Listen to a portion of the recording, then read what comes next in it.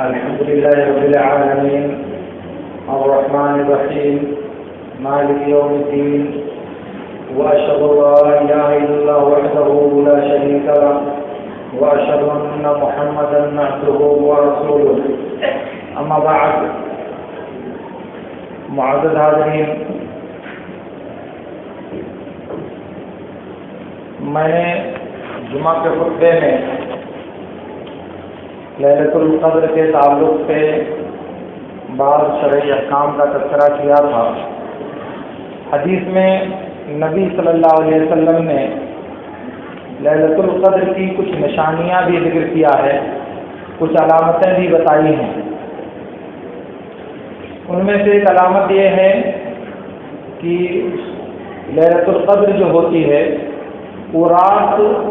گزشتہ اور آئندہ دونوں راتوں سے ذرا مختلف ہوتی ہے۔ ٹھنڈی اور گرمی دونوں اعتبار سے یہ رات پہلی اور آگے آنے والی دونوں راتوں سے الگ ہوتی ہے۔ ٹھنڈی کا موسم ہو تب بھی، گرمی کا موسم ہو تب بھی، ان دونوں راتوں کے بیچ میں یہ رات ہوتی ہے اور معتدل رات ہوتی ہے۔ اور بعض روایتوں میں آتا ہے بہت پرسکون رات ہوتی ہے، کیونکہ اس رات میں برکت نازل ہوتی ہے۔ فی لیلۃ مبارکہ، اللہ رب العالمین نے اسے مبارک رات قرار دیا ہے، تو چونکہ برکت کا نزول ہوتا ہے اس لیے بہت پرامن، پرسکون اور بہت پرکیف رات ہوتی ہے۔ اسی طرح سے بعض روایتوں میں نبی صلی اللہ علیہ وسلم نے خواب میں لیلۃ القدر میں بارش ہوتے ہوئے دیکھا ہے۔ تو اگر بوندی بادی یا بارش جیسا موسم ہوتا ہے تو وہ بھی لیلۃ القدر کی ایک علامت ہوتی ہے۔ اور اسی طرح سے اس کی ایک علامت یہ ہے کہ صبح میں جب سورج نکلتا ہے تو وہ سورج کافی دیر تک بے نور ہوتا ہے، اس میں کرنیں نہیں پھوٹتی، بلکہ وہ جب اوپر آ جاتا ہے تب جا کر کے اس میں روشنی پھیلتی ہے اور اس میں گرمی پیدا ہوتی ہے، ورنہ وہ بالکل تھالی کی طرح سے چوڑا سا سرخ نکلتا ہے اور کمزور ہوتا ہے، اس میں گرمی نہیں ہوتی ہے۔ اسی طرح سے بعض روایتوں میں آتا ہے کہ لیلۃ القدر کی رات میں زمین پر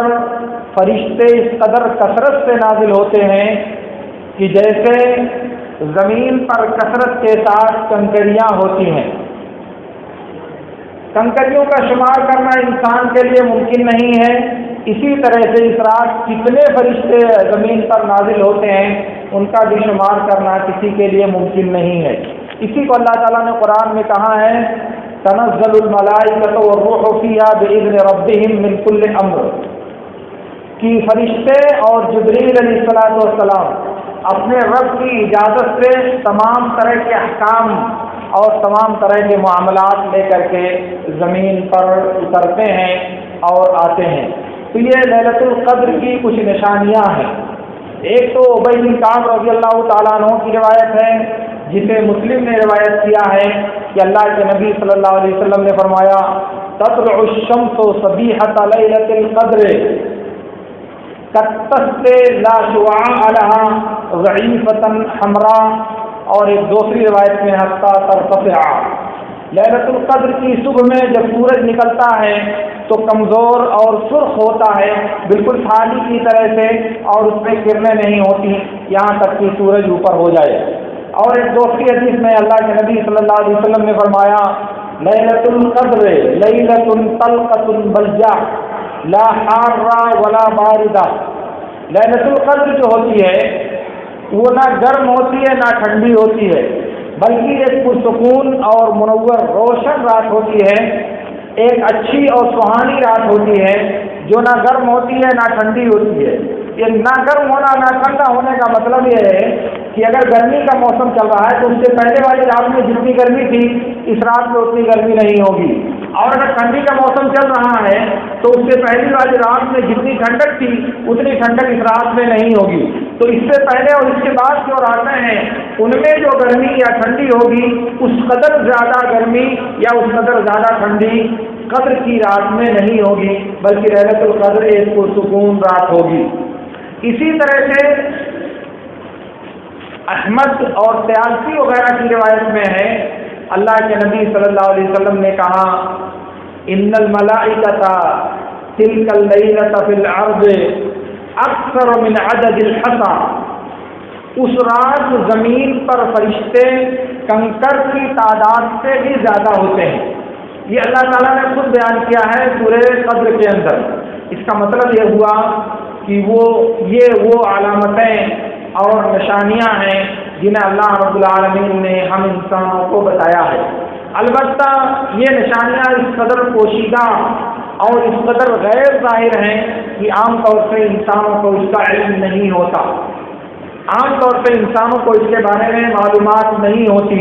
اور مطلوب بھی نہیں ہے، کیونکہ انسان سے اللہ تعالیٰ نے اس کا علم اسی لیے اٹھایا ہے تاکہ انسان پانچوں راتوں میں جاگ کر کثرت کے ساتھ اللہ رب العالمین کی عبادت اور اللہ رب العالمین کی بندگی کرے۔